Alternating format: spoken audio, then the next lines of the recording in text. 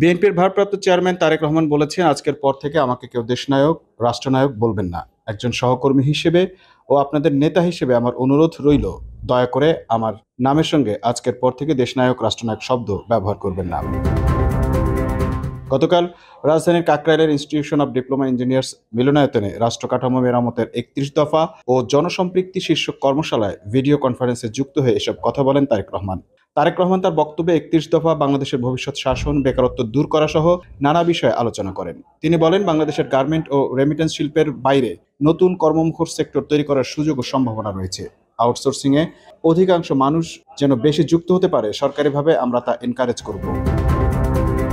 সংস্কার প্রসঙ্গে তারেক রহমান বলেন, যখন দেশের কেউ এই বিষয়গুলো নিয়ে চিন্তা করেনি তখন বিএনপি ২৭ দফা দিয়েছিল। বিএনপি এমন একটি দল যারা দেশ পরিচালনা করেছে।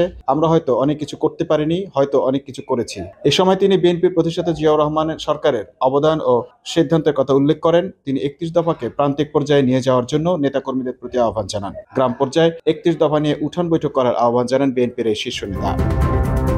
তারেক রহমান বলেন, দেশে ১ কোটির বেশি বেকার রয়েছেন। আমাদের টার্গেট ও রেমিটেন্সের বাইরে নতুন সেক্টর তৈরির সম্ভাবনা সৃষ্টি করার সুযোগ আছে।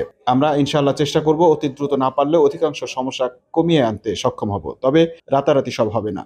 দেশ সবার, আসুন প্রত্যেকের অবস্থান থেকে একটু একটু এগিয়ে আসি। প্রত্যেকে যদি চেষ্টা করি, ইনশাআল্লাহ ভালো কিছু করতে সক্ষম হব। Mamun Mahfuz, time news desk.